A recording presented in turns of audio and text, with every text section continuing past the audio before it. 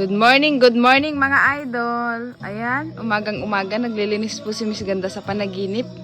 Taniman niya daw ng gulay, guys. Tulungan ko siya mamaya, guys, para taniman namin ng madaming gulay. Good morning, good morning.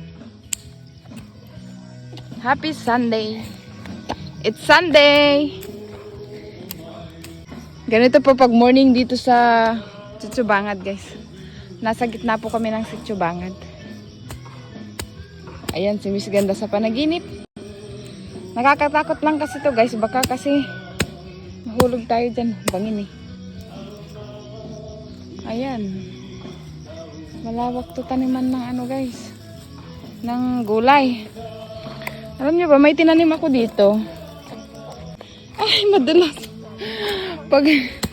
Guys, madulas. Pagka ikaw ay nagkamali pag pumunta dito, naku po, baka diretso ka doon. Hindi diretso sa baba, kundi sa taas na. Ito yung masarap na lidoy, guys. Kabalo. Tawag namin dyan, kabalo. Kaya mahirap magpa-laki ng mga ganyan, guys, kasi bihira lang yung mga ganyan. Ha? Taniman namin to, guys, ng sitaw. Tapos madami din patani. Binili ni tata yung patani. Binili ko naman yung sitaw. Bitag! Ganyan po kasi pag si Miss Ganda sa panaginip. Tulungan ko na lang siya maglinis mamaya. Tapos magtanim-tanim kami mamaya. Para meron tayong guys. Libreng pangkuhanan ng ulam. Halos kasi dito, bibili na din ng gulay eh. Hindi gaya nun, na libre pa. Ngayon kasi, halos lahat nabibili na eh. Madalas guys, basa pa naman yung damo. Ayan po, ganyan po kaganda ang tanawin dito sa Tsitsubangad guys. Oh, pag umaga. Napalibutan kami ng malalaking mountain.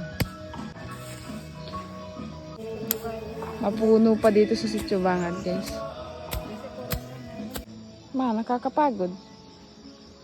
Manatang ka eh. Anong balak mong itatanim dyan? Sige nga. Madaming eggplant si tatay doon sa likod.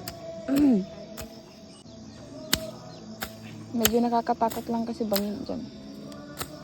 Ingat-ingat lang pag napunta dito. Bawal ang mga bata dito. Pero si Vax lang ang nakakapunta dito guys.